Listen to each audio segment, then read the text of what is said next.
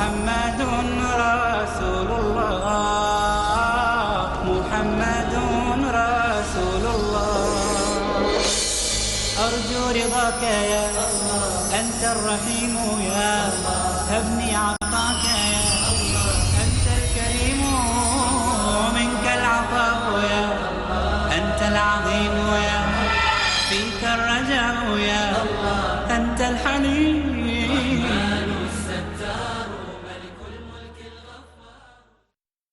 السلام علیکم ورحمۃ اللہ وبرکاتہ.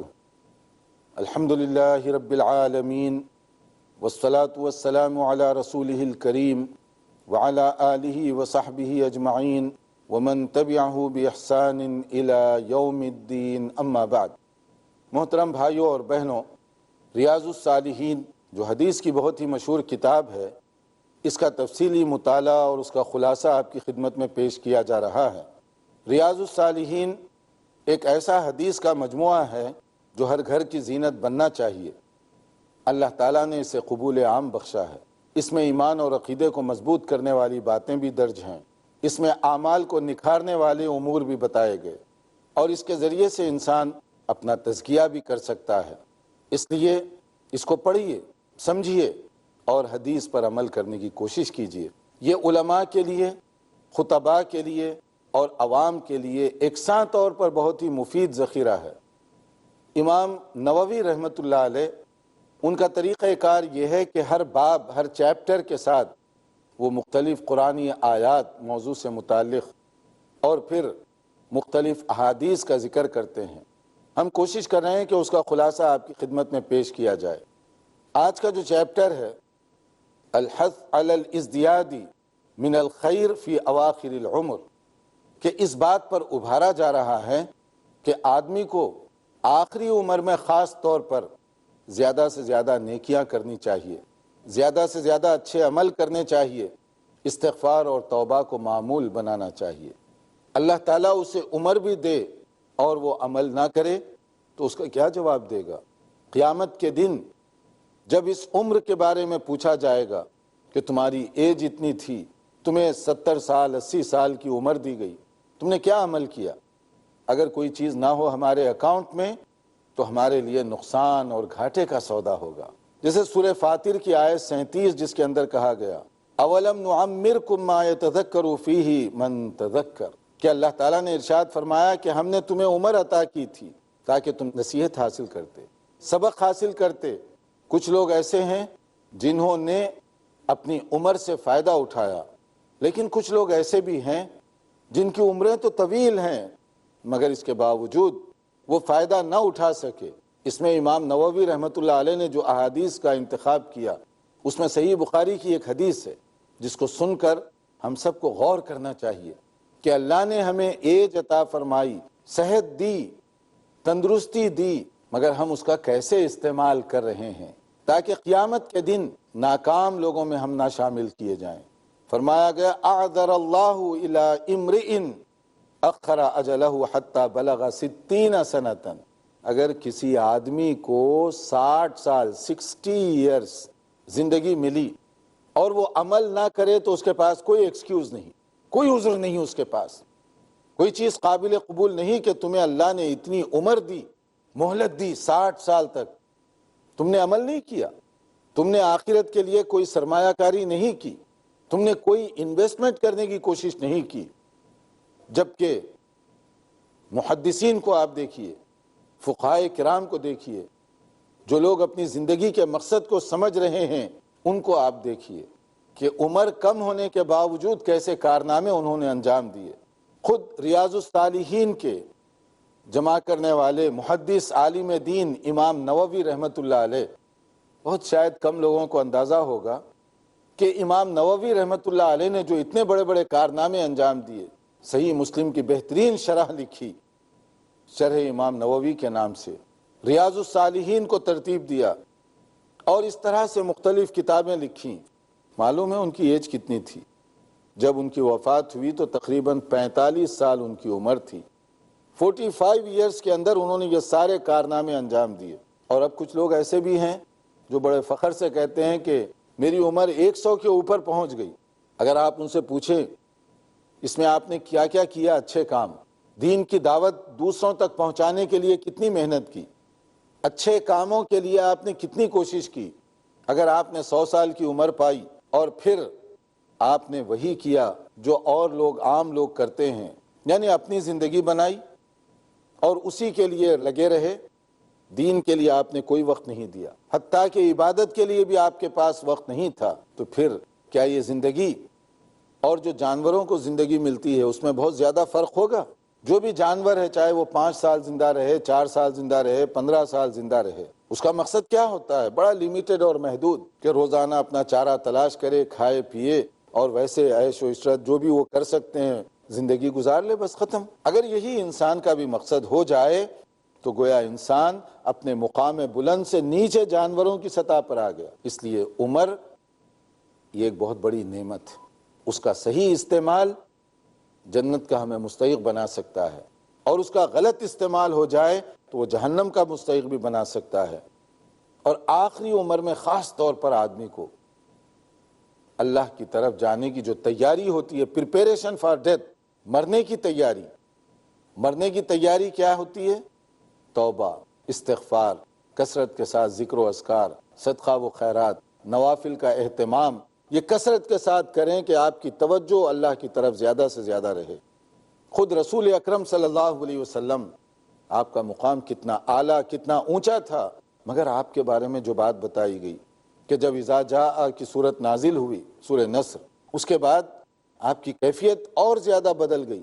حالانکہ آپ عبادت تو کرتے ہی تھے، مگر اور زیادہ کیفیت بدل گئی، اور کثرت کے ساتھ آپ استغفار کرنے لگ گئے۔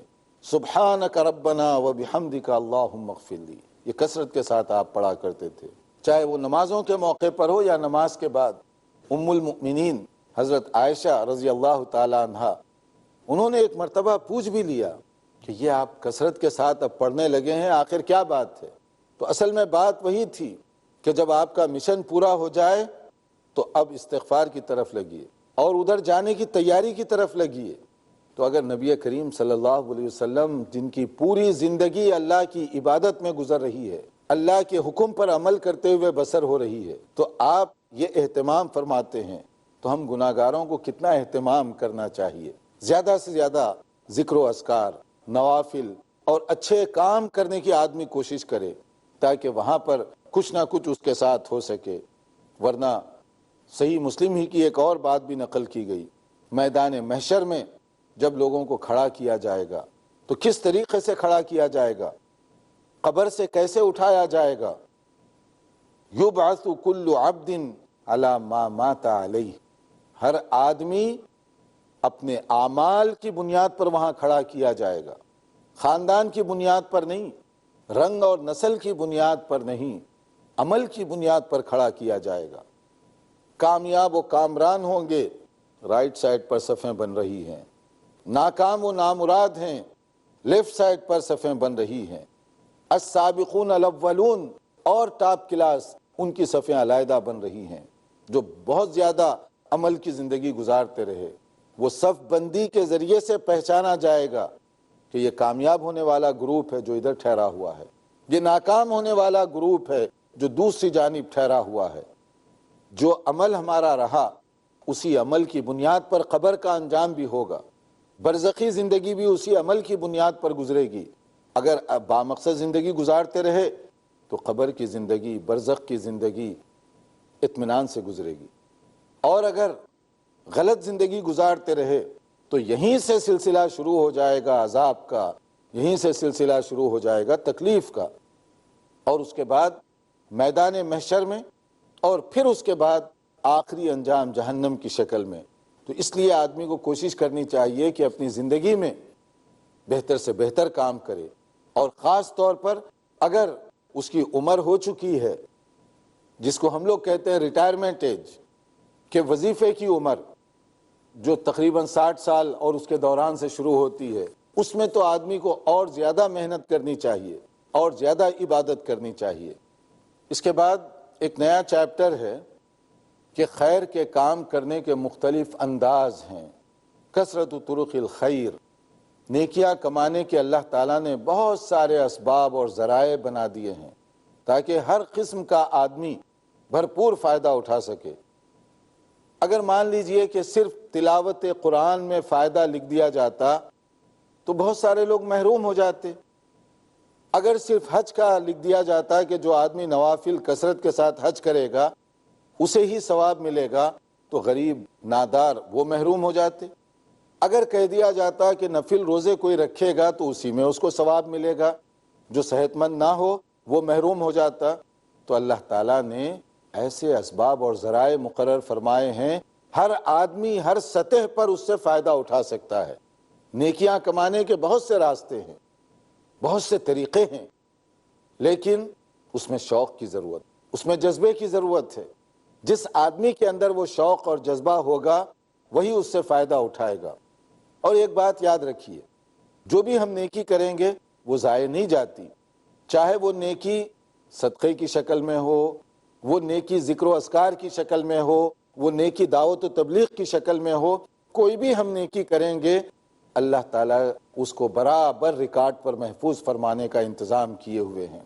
وہ ریکارڈ ہو رہا ہے اور اس کا فائدہ ہمیں پورا پورا ملے گا، جیسے سورہ بقرہ کی آیت 215 جس میں کہا گیا وَمَا تَفْعَلُوا مِنْ خَيْرٍ فَإِنَّ اللَّهَ بِهِ عَلِيمٌ، تم بے فکر ہو کر نیکی کرو، جو کچھ تم خیر کا کام کر رہے ہو اللہ جانتا ہے اس کو۔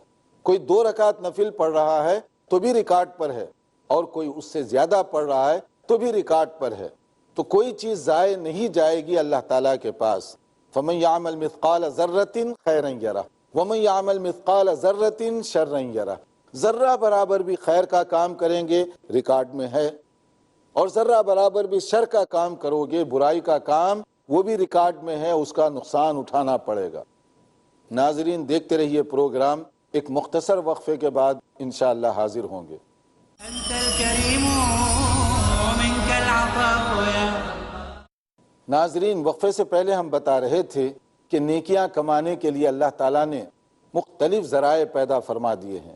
ہر آدمی چاہے غریب ہو امیر ہو، ہر آدمی اس سے فائدہ اٹھا سکتا ہے، کوئی اس کی پابندی نہیں ہے۔ نیکیوں کے بڑے مختلف انداز اور بڑے مختلف طریقے ہیں۔ ہر آدمی کو کوشش کرنی چاہیے کہ زیادہ سے زیادہ نیکی کرے۔ جو بھی میں ذرہ برابر بھی نیکی کر رہا ہوں پورا پورا اس کا ثواب ملے گا، اور جو ذرہ برابر بھی اگر میں کوئی برائی کروں گا پورا نقصان مجھے اس کا اٹھانا پڑے گا۔ جیسے صحیح مسلم کی ایک حدیث نقل کی گئی صلاۃ الضحیٰ کے بارے میں، چاشت کی نماز جو ہے اس کے حوالے سے کہا گیا کہ ہر آدمی کے جسم پر مختلف ایک ایک پور کے عوض میں اس کو صدقہ کرنے کی ضرورت ہے، اس کو نیکی کرنے کی ضرورت ہے۔ اب انسان کے جسم میں اتنے موڑ، اتنے پور ہیں، اتنی ہڈیاں اور اتنی رگیں ہیں کہ کہاں کہاں ہم صدقہ کریں، کس کس طریقے سے نیکی کریں۔ نبی کریم صلی اللہ علیہ وسلم نے اس کا ایک اور آسان طریقہ بتا دیا، کیونکہ یہ چیز تو ممکن نہیں ہے نا کہ ہر پور کے عوض میں ہم کوئی نیکی کریں ہر دن۔ تو اللہ تعالیٰ نے دین کو آسان بنایا، نیکیاں کمانے کے راستے بہت بنا دیے تاکہ زیادہ سے زیادہ بندے اس میں حصہ لے سکیں۔ تو نبی صلی اللہ علیہ وسلم نے جو ارشاد فرمایا صلاۃ الضحیٰ کے بارے میں کہ اگر کوئی آدمی 2 رکعت نماز رکعتان یرکعہما من الضحیٰ، کہ 2 رکعت کوئی ادا کرتا ہے یرکعہما من الضحیٰ، چاشت کی 2 رکعت، تو یہ جو پور کے عوض میں اس سے جو نیکی مانگی جا رہی ہے، اس کا عوض مانگا جا رہا ہے، وہ چاشت کی نماز پڑھ لے تو اللہ تعالیٰ اس کی وجہ سے اتنا اجر دے دیں گے، اس کی وجہ سے اس کو کوئی پریشانی نہیں ہوگی۔ دیکھیے بظاہر دیکھنے میں چاشت کی 2 رکعت کتنی محنت لگتی ہے، 5 منٹ یا 6 منٹ کا ٹائم لگا، مگر اس کا ثواب کتنا زیادہ رکھا گیا ہے۔ اسی طرح سے راستے میں آپ چل رہے ہیں، جیسے ایک حدیث صحیح مسلم کی یہاں پر نقل کی گئی، کوئی نیکیوں کمانے کے دیکھیے اسباب کتنے ہیں مختلف۔ آپ راستے میں چلتے چلتے دیکھ رہے ہیں کوئی ایسی چیز پڑی ہوئی ہے جس سے کسی کو تکلیف ہو سکتی ہے، چاہے کیلے کا چھلکا ہو، کوئی پتھر ہو، کوئی نقصان دہ چیز ہو جس سے کسی کا پاؤں پھسل جائے، کسی کو تکلیف پہنچے، آپ اس سے ہٹا دیتے ہیں۔ یہ معمولی چیز نہیں ہے۔ اماطۃ الاذی عن الطریق صدقہ، کہ راستے سے تکلیف دینے والی چیز کو ہٹانا یہ بھی صدقہ کرنے کے برابر ہے۔ یہ بھی نیکی کا کام ہے۔ اور برے اعمال بھی اسی طرح کے ہیں۔ بعض اوقات ہم محسوس نہیں کرتے، جیسے اسی حدیث کے اندر کہا گیا کہ اگر مسجد میں آپ کوئی گندگی پھیلا دیتے ہیں، کوئی تھوک دیتا ہے اور اس کی صفائی نہیں کرتا، تو یہ سخت ناپسند ہے اللہ تعالیٰ کے پاس۔ ویسے آدمی کو صاف ستھرا رہنا بھی چاہیے، جگہ اور علاقے کو بھی صاف ستھرا رکھنے کا اہتمام کرنا چاہیے۔ اس کے بجائے اگر آپ گندگی کو پھیلائیں تو آپ گناہ کر رہے ہیں، آپ وہاں غلطی کر رہے ہیں۔ جیسے مثال کے طور پہ آپ کوئی چمن میں چلے گئے، کوئی گارڈن میں چلے گئے، کوئی پارک میں چلے گئے، اور وہاں آپ ایسی جگہ پر بیٹھ کر پیشاب وغیرہ کر دیتے ہیں جس سے لوگوں کو اذیت پہنچے، تکلیف ہو، تو وہ آپ نے غلط کام کیا، گناہ کا کام کیا، کیونکہ آپ کی وجہ سے لوگوں کو تکلیف پہنچ رہی ہے۔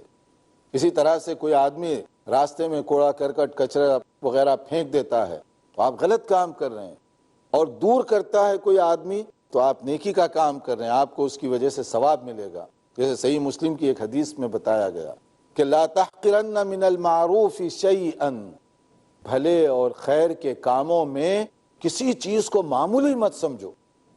دیکھنے میں یہ چیز معمولی لگتی ہے، مگر کل قیامت کے دن یہ نیکی جہنم کی آگ کو ٹھنڈا کرنے کا ذریعہ بھی بن سکتی ہے۔ جو نیکی کرنے کا موقع ملا کرتے چلے جائیے، حتیٰ کہ جیسے کہا گیا وَلَوْ أَن تَلْقَى أَخَاكَ بِوَجْهٍ طَلِيقٍ، اگر آپ اپنے بھائی سے صرف مسکرا کر بات کریں، کوئی سامنے آ گیا دوست آپ کا جاننے والا، یا ویسے ہی آپ صرف مسکرا کر دو جملے اس کے سامنے بولتے ہیں، یہ بھی نیکی کرنے کا کام ہے۔ ورنہ ویسے الٹا بھی ہے، یہاں پر بہت سارے لوگ ایسے ہیں جو کسی کو دیکھتے ہیں تو اپنا دامن بچاتے ہیں، اپنا چہرہ پھیر لیتے ہیں، اور ان کے چہرے پر ناگواری کے آثار دکھائی دیتے ہیں، جیسے ایک مصیبت آ رہی ہے، ایک بلا آ رہی ہے۔ یعنی مطلب یہ ہے کہ حدیث میں تو یہ بتایا جا رہا ہے کہ کسی سے ملاقات کرو تو مسکرا کر، ہنس کر، ہمارا انداز جو ہے اسمائلنگ کا ہونا چاہیے۔ اس کے بجائے جو ہے اگر آپ مسکرانے کے بجائے اپنے چہرے پر ایسے ناگواری کے تاثرات پیدا کر رہے ہیں تو آپ چاہتے ہیں کہ اس کو محسوس کروائیں، یہ چیز اللہ تعالیٰ کو ناپسند ہے۔ اور بعض لوگ کہتے ہیں کیا تمہاری یہی نیکی سے جنت میں چلے جاؤ گے؟ اللہ کو اسی نیکی کی ضرورت ہے۔ اس حدیث میں جو بات بتائی گئی، صحیح مسلم کی حدیث، کسی نیکی کو تم حقیر مت سمجھو، کم مت سمجھو۔ بے شک اللہ کو کسی نیکی کی ضرورت نہیں ہے، نیکیوں کی تو ہمیں ضرورت ہے نا۔ اللہ تو مستغنی ہے، اللہ تو بے نیاز ہے، ہمیں اس کی ضرورت ہے، ہمیں اس کا اہتمام کرنا چاہیے۔ اور انہی نیکیوں کے لیے جو مختلف راستے بتائے گئے، دیکھیے ہمیں نیکیاں کمانے کے لیے، اس کے اندر صحیح بخاری اور صحیح مسلم کی ایک حدیث اور بتائی گئی، من غدا الی المسجد او راح اعد اللہ له فی الجنت نزلا کلما غدا او راح۔ اگر کوئی آدمی صبح اور شام مسجد جانے کا اہتمام کرتا ہے، روٹین بنا لیتا ہے مسجد جانے کی، تو ہر قدم اس کا جنت کی طرف لے جانے کا ذریعہ بن رہا ہے۔ اللہ تعالیٰ اسے جنت میں ٹھکانہ بنا رہے ہیں، اس کا گھر جنت میں تعمیر کیا جا رہا ہے، کہ وہ بندہ جو جماعت کے ساتھ نماز ادا کرنے کے لیے مسجد جا رہا ہے، جنت میں اس کا گھر بنتا جا رہا ہے۔ اب ہم میں سے کسی کو کون کہہ سکتا ہے کہ اسے جنت میں گھر کی ضرورت نہیں ہے؟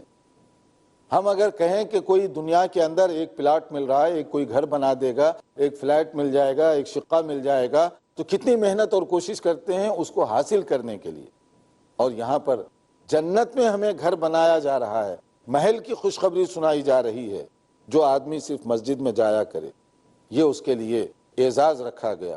اسی طرح سے نیکی کمانے کی جو بات ہے، جس کو ہم لوگ غور نہیں کرتے، حالانکہ اس میں اجر و ثواب بہت زیادہ رکھا ہوا ہے۔ جیسے صحیح بخاری اور صحیح مسلم ہی کی ایک حدیث ہے، پڑوس کے بارے میں، پڑوسیوں کے بارے میں، آپ کے نیبرز کے بارے میں۔ پڑوسیوں کے ساتھ ہمدردی کا سلوک کیجیے، بہتر مظاہرہ کیجیے اخلاق کا، پڑوسیوں کی مدد کرنے کی آپ کوشش کیجیے۔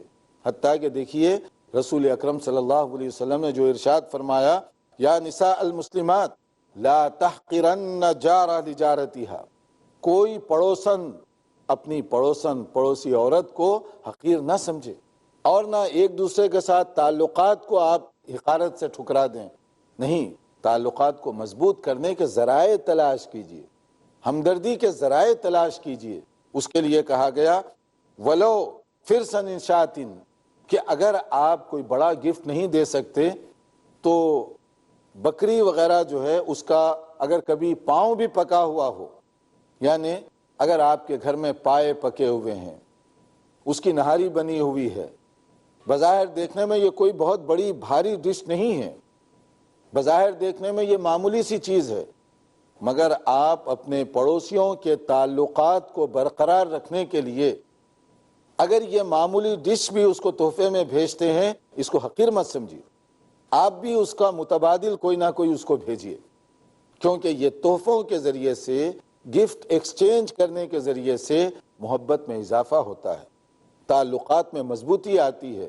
اس لیے کہا گیا کہ تم اگر تحفے ایک دوسرے کو دیا کرو تو محبت پیدا ہوگی۔ اب دیکھیے پڑوسیوں کے حقوق کے بارے میں یہ بات ذرا ذہن میں رکھیے۔ پہلے کسی زمانے میں عام طور پر یہ ہوا کرتا تھا کہ کہیں کبھی گھر میں کوئی اچھا سالن بن جائے، کوئی عمدہ کھانا بن جائے تو خود کھانے سے پہلے کچھ نہ کچھ حصہ پڑوسیوں کو دیا کرتے تھے۔ حالانکہ وہ غربت کا زمانہ تھا، لیکن دل میں تونگری تھی، ایک دوسرے کی محبت تھی۔ مگر آج کل حالات کچھ ایسے بدلتے جا رہے ہیں کہ تونگری تو آ گئی، دولت کی کثرت ہے، ریل پیل ہے، اس میں اب کوئی ایسا پہلو نہیں ہے کہ کھانا پکا اور آپ پڑوس میں بھیج رہے ہیں۔ حالانکہ نبی صلی اللہ علیہ وسلم نے یہاں جو ارشاد فرمایا اس کو سامنے رکھیں کہ اگر معمولی سالن بھی بنا ہوا ہو، کوئی معمولی کھانا بھی ہو تو آپ اس کو بھیجیں۔ نیکیاں کمانے کے راستے جو بتائے گئے صحیح بخاری اور مسلم کے اندر، اللہ تعالیٰ کو کس کی کون سی ادا کب پسند آئے گی ہم کہہ نہیں سکتے۔ ایک آدمی، نبی صلی اللہ علیہ وسلم نے ارشاد فرمایا، کہیں سفر کرتے ہوئے جا رہا تھا، پیاسا ہو گیا، شدید پیاس، تو دیکھا کہ ایک کنواں ہے، وہ کنویں میں اترا اور پانی لیا۔ اس کے بعد وہ واپس جانے لگا اللہ کا شکر کرتے ہوئے، تو اس نے دیکھا کہ وہاں ایک کتا ہے، کلب، اور وہ زبان نکالے ہوئے پریشان ہے۔ اس کے دل میں خیال پیدا ہوا کہ ابھی میں پیاسا تھا، مجھے شدید تکلیف تھی، اللہ نے پانی پینے کا انتظام کر دیا، شاید یہ کتے کو بھی ایسی تکلیف ہو رہی ہوگی۔ اس نے پھر کنویں میں جا کر، کوئی اور چیز نہیں تھی، موزہ جو تھا اسی میں، اپنے ساکس میں جو لیدر کے تھے ہوں گے، اسی میں وہ پانی لایا اور کتے کے سامنے رکھا، کتا پی لیا۔ بظاہر دیکھنے میں یہ معمولی سی نیکی ہے، مگر یہ نیکی اس کو جنت میں لے جانے کا ذریعہ اور سبب بن گئی۔ صحابہ کرام کو بڑا تعجب ہوا، انہوں نے پوچھا کہ یہ جو چوپائے ہیں، مویشی ہیں، کیا ان کی وجہ سے بھی کوئی ثواب مل سکتا ہے؟ ان کے ساتھ اچھا سلوک کیا جائے۔ تو نبی صلی اللہ علیہ وسلم نے فرمایا فی کل کبد رطبۃ اجر، ہر وہ جان جس کے اندر زندگی ہے، اگر آپ اس کے ساتھ بھلا سلوک کریں گے اس کا ثواب بھی آپ کو برابر ملے گا۔ دیکھتے رہیے پروگرام، انشاءاللہ تعالی مزید معلومات کے ساتھ آئندہ حاضر ہوں گے۔ والسلام علیکم ورحمۃ اللہ وبرکاتہ۔ هذا القرآن يوحدنا لطريق الخير يوجهنا، الله تعالى أنزله ورسول الله معلمنا، ورسول الله معلمنا. هذا القرآن يوحدنا لطريق الخير يوجهنا، الله تعالى أنزله ورسول الله معلمنا، ورسول الله معلمنا. هذا القرآن هو الهادي لأوائلنا وأواخرنا، يدعو